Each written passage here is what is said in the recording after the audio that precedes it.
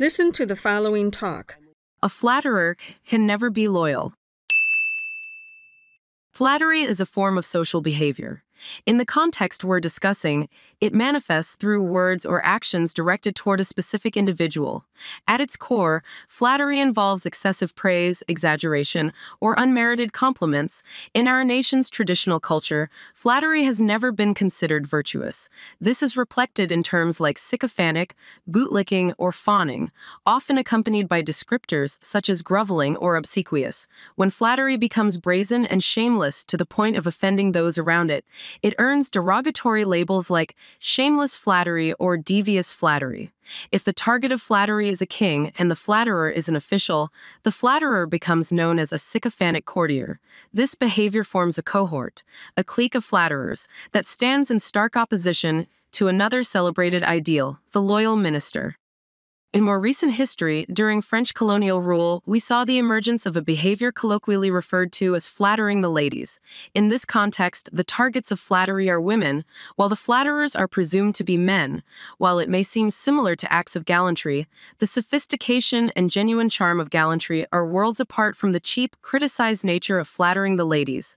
Another nuanced form of flattery that is not overtly condemned, but neither widely encouraged, is flattering one's wife.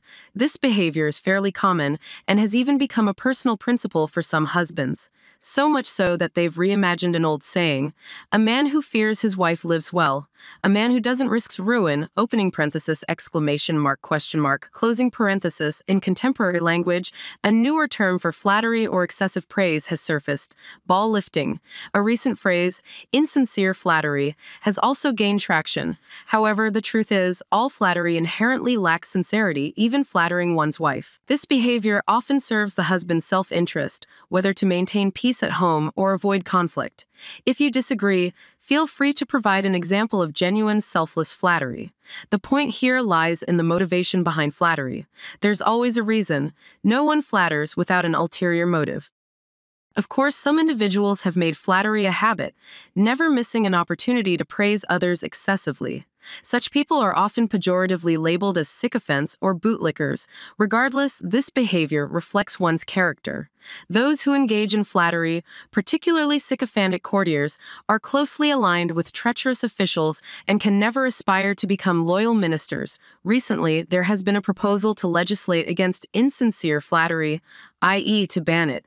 This suggestion reflects the reality of prevalent flattery within state agencies, where it undermines collective work. However, flattery pertains to ethics and personal character, making it challenging to define, quantify, or regulate. While it's possible to include such a prohibition in law, its feasibility is questionable. Perhaps it would be more practical to address this issue through workplace codes of conduct, starting with those who are flattered. For example, leaders must not allow subordinates to exhibit obsequious or sycophantic behavior toward them.